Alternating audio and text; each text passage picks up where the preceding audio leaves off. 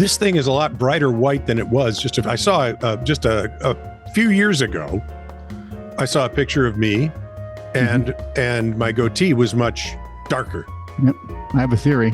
And what's that? You know how they follow me now? Do you know how they always say the presidency ages you? Yes. And it's so noticeable? Yep.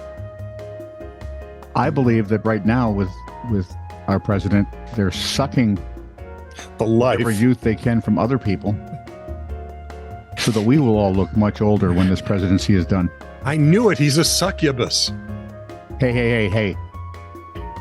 Do not be insulting succubi. Succubus Anti-Defamation League's going to have a talk with me. They will have your head on a platter, dude. Coming up today on This Is True Really News, we're going to find out what exactly the hell is wrong with Scotland. If that seems intriguing, stick with us. But please. What could be wrong with Scotland? You'll find out in just a minute. Well, aside from all the drinking and fighting. And golf. And all the things. Swearing. We'll get there. Now, like, subscribe, and follow. And if you have a story you think we'd like about Scotland or any other place, send it to TITR@netradio.network. This is True, Really News with Scott Combs and Tony Vercanis. All the news you're about to hear is true. Really? As far as you know. Oh. Can't think of the name of the show now. Darn it. It's something Files. But I'm watching this detective show. It's based in Scotland. Flat Bastard Files? No.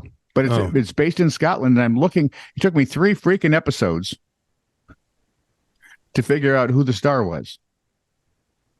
He was the guy who played the bad Englishman in the Mel Gibson movie, Patriot. Oh, yeah. That guy's actually pretty cool. I like him as an actor. And apparently he is Scottish, so. Yeah.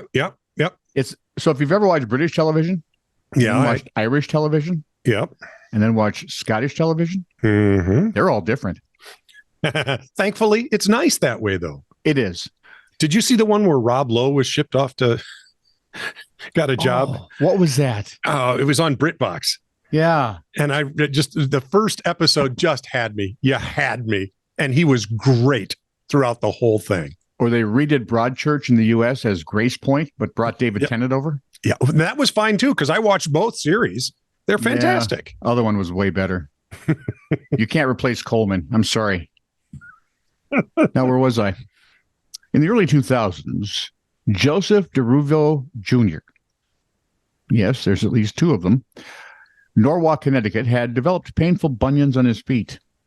His doctor suggested surgery. Dum. According to the New York Times story, while awaiting his operation, he started going barefoot, and he soon realized his feet felt so much better. The tactile feedback just kind of makes everything else going on feel a little bit smoother, he said.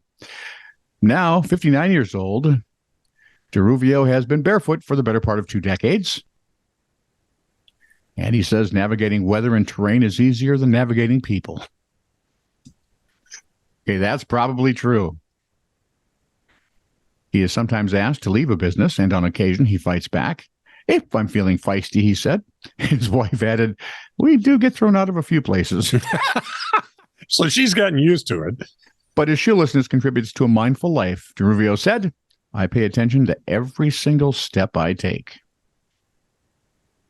Oddly, the police have said that very same thing.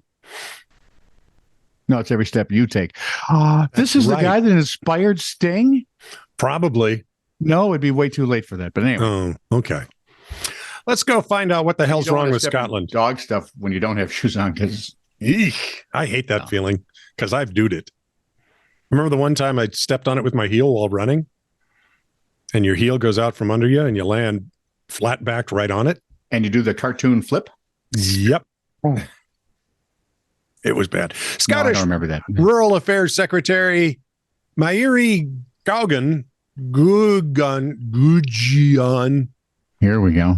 Mairi said that since 2000, 15.7 million trees have been felled on land managed by Forestry and Land Scotland. You want to know why? I am going to hate myself for this, but I do. To make way for wind farms. No. Yes. Not in 15.7 Scotland. million trees. Come on, gentlemen, pull up your man-sized kilts and let's come on. Ugh. She said that represents about 7,858 hectares, 19,417 acres, American, of course, of trees. The government's looking to more than double the amount of electricity generated by wind in Scotland. And it's looking at legislation that would further weaken protection for wildlands and allow larger wind turbines of up to 850 feet tall. Here's what's wrong with Scotland. They don't know what's happening on the other side of this. All wind turbines are made out of non-renewable materials. They all wear out. And where are you going to stuff them, you dinks? I'm talking to my people. It's okay. I can call them names. What do tree huggers do in this situation? That's the grand poobah of all dichotomies for them. Yeep.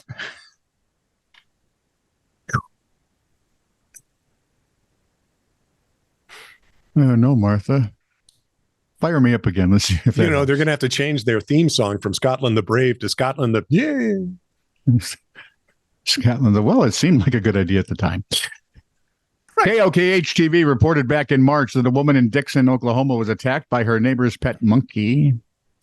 You suppose it was a chimpanzee monkey? Oh, those can be so bad. The monkey's name is Jack. Apparently, it ripped her ear almost completely off her head. That's the victim, Brittany Parker, adding, he started grabbing handfuls of my hair and just ripped it out. Uh-huh. Dixon police were called, and as they looked for the monkey, 2 shots were fired. Holy crap, the monkey was armed? Oklahoma, two of them. 2 armed. The shots came from the area of the victim's residence. See, what I do is I think the monkey fired the shots and lured the police away so he could make his escape, but that's just a thought. There you go. Officers went back to the house and found that a family member of the victim had shot and killed the monkey. Well, that kind of is not as much fun as my story. Oh, yeah? Yeah, we had a Bonnie and Clyde of monkeys out there. Tooling around. Tearing out hair, ripping off ears, shooting off guns. Lancelot, Lincoln, Mata Hari. They'd have to chase him down. Yeah, they would. That would be great. Lancelot Link was a secret chimp. He knew what was going on. Parker said she will need plastic surgery to fix her ear. PJ Carter, Jack's owner, is distraught. I lost my best friend and pet due to this. He was my super monkey.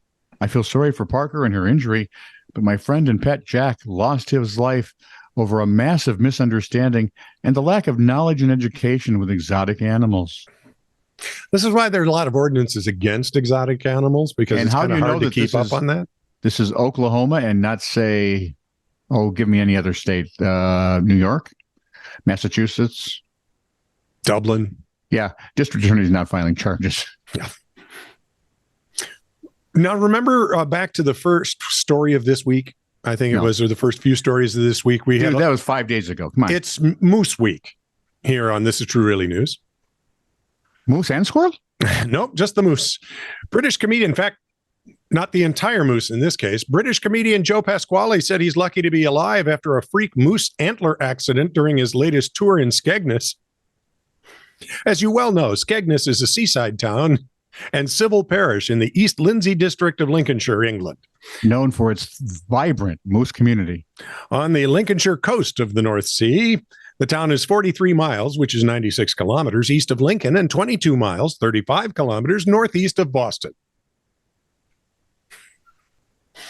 The comedian's show...